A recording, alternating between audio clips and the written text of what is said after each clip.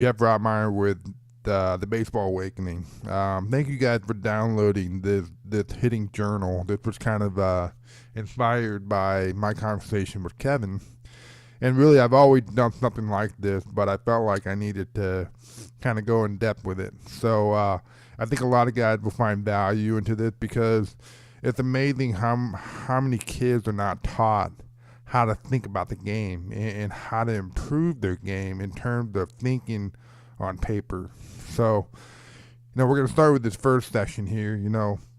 The preseason goals. This is something that has to be taught. We can sit there and tell a kid, hey, you need to go write down your goals, but they really don't understand what that means or how to do that. So we always kind of start with the result goal, which is the big picture. And you're going to put that on this line right here. And you can have as many as you want. This is the hitting journal, but if you wanted to expand it into pitching, into fielding, into the weight room, whatever it is, you can do that. But this is a hitting journal, so we're right now the result goal. What is the big picture goal that you want? So then that brings into the most important part of it. I believe it's going to be the process goals and the action tasks.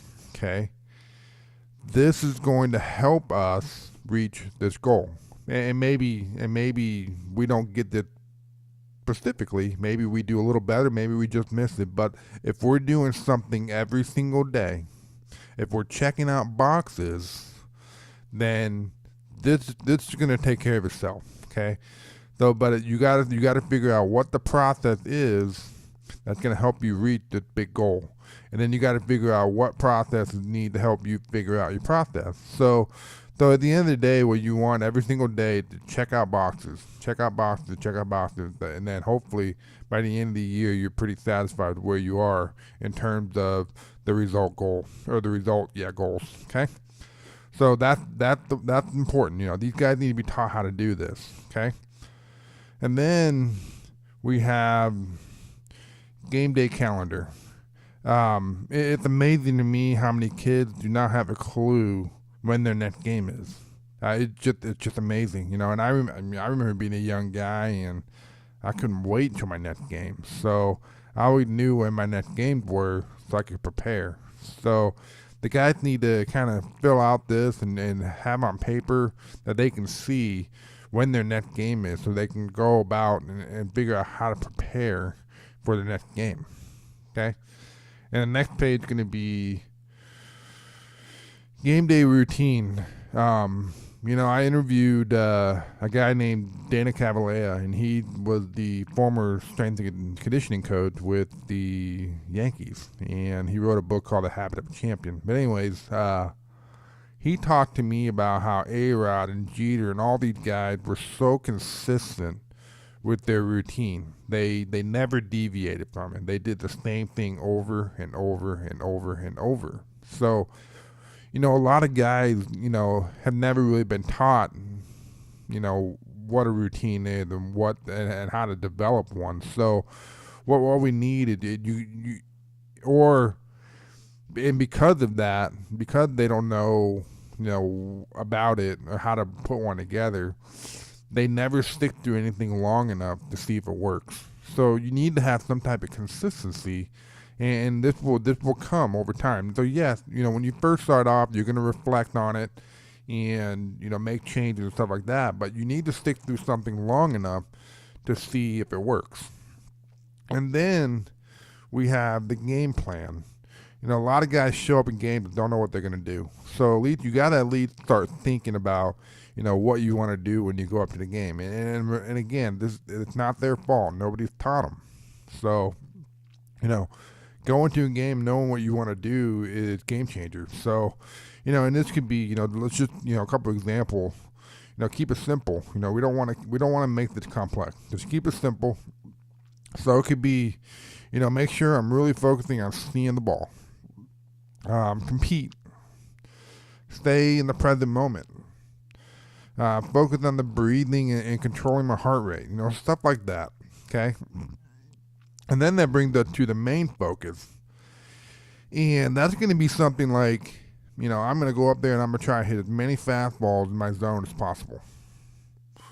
Or let's say I'm struggling. I'm going to go, my main focus is going to be to quiet down my mind, see the ball, and trust my eyes. Stuff like that. So again, make sure that guys are doing this because this is important. Okay? And then that takes us to the bat. It's amazing to me also how many guys cannot remember what they did in their at bat just yesterday. You talk to big leaguers and they remember all of their bats all year long. And we struggle to know what we did yesterday. And again, it comes down they've never been taught. They've never been taught, how to think about the game in this way. They've never been taught what to pay attention to, so they don't know what they need to remember. So what we have on here, the pitcher's name, okay, the lefty, the righty, the date. The situation. A lot of guys don't understand situational hitting. They don't have a clue because, and again, it's not their fault. They've never been taught. So writing down the situation and understanding what you need to do in that situation. So, and then we have how many outs were there and how many runners were there. Okay. And now we're going to go pitch by pitch. What happened?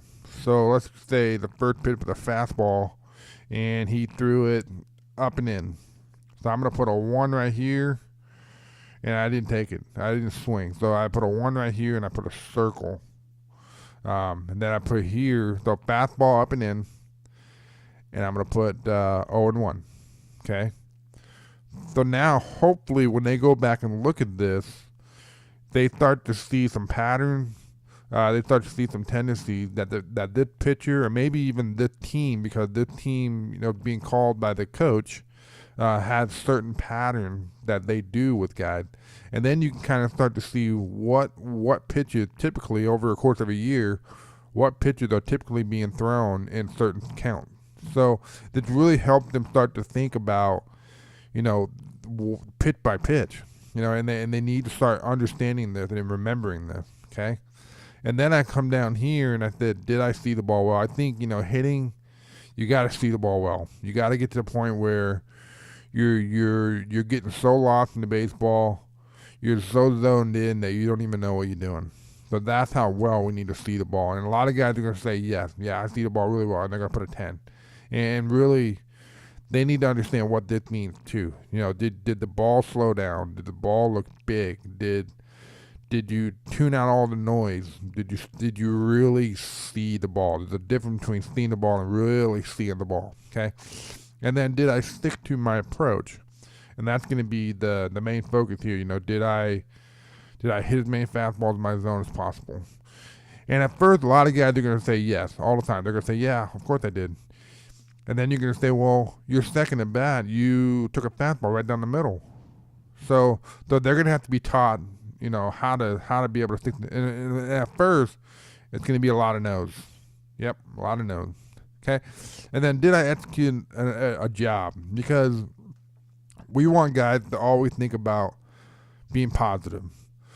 So if there was a runner on second, say there's a runner on second, and he hit a ground ball to second base, and that runner on second went to third, he did a job.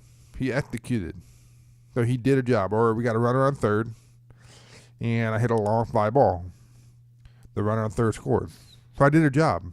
So we want them to start thinking about, okay, let's look at something other than, what I did. Now again, not all the time are you going to execute a job, but if they barreled up the baseball and it didn't do what they wanted to do, did they at least do a job? Okay, and then write down what the at bat results were. Okay, so this is going to be important, and then over time, they're going to be able to tell you this stuff without even writing it down. Now we want to encourage them to keep writing it down, but they're going to be able to tell you this stuff. Okay. All right. And then that takes us to post-game evaluation. Not enough guys are sitting down and reflecting on their games. And I think it's a huge mistake. So you got to have a period after the game where you're sitting down and thinking about what you just did. And I start here with how well did I see the ball? So this is being done each at bat. So every time you get a new at bat, you get the new page, okay? So then you can take all 4 or 5 of these pages and you're going to add it all up and say, hey, did I really see the ball well in all of my bat? Did I stick to my approach in all of my bat? And then you're going to use these and start to say, okay, were there certain tendencies that I picked up in the pitcher whenever I was in the dugout? Were there tendencies that I picked up while they were pitching to me? Okay? That's going to be a great post-game evaluation. And then after that, you want them to write down 5 things that they did well at the plate. Write down 5 things that you did good. And this is game changer, I think, because if you write down 5 things that you do and everything that you do, you're going to look at things a lot differently. Being positive, channeling some good positive energy into what you're doing. So writing down 5 things that you did well, it's going to be good. So do this in everything. 5 things you did well when you're on the mound. 5 things you did well when you were in the field. 5 things you did well when you were in school. 5 things you did well when you were in church. Whatever it is, write down 5 things that you did, and I think you will really start to appreciate this. And then a post-game routine. You got to check out. When the game's over, you've got to have a way to check out of the game instead of carrying that game with you, because you're someone who gets to play baseball. It's not your identity. And a lot of guys have it as kind of their identity. I was that way. I was, Geoff Rottmayer, the baseball player, instead of Geoff Rottmayer, who gets to play baseball. And Kevin referred to that yesterday on the conversation, that Kevin had the problem of, I was Kevin Wilson, the baseball player, not Kevin Wilson that gets to play baseball. Same thing. I had the same problem. So, but having a game, you got to be able to check out. Okay? And then the last part here is weekly reflection. On a scale of 1 to 10, how did my week go? And you want to encourage guys to be honest with this. Be honest on, how your evaluation went, okay? Let me shorten this up a little bit. There we go. All right. So be honest on how your week went on a scale of 1 to 10. How did I do with letting go and trusting my training? You've got to get to a point where you're letting go and just having fun and playing. Just trust what you've been working on. How was my confidence? Confidence is huge in this game. You gotta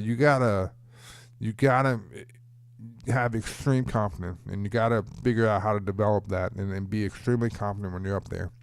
How well did I do? What did I do well, and why?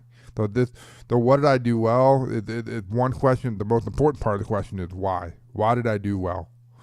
Or what did I not do well? And then why? And then, so what's your plan for next week? So write it all down there, okay? So I hope this kind of helped you guys. This journal, it's pretty comprehensive. I think it's a game changer for some guys who choose to do this. But I want to hear your thoughts. Let me know. And let me know.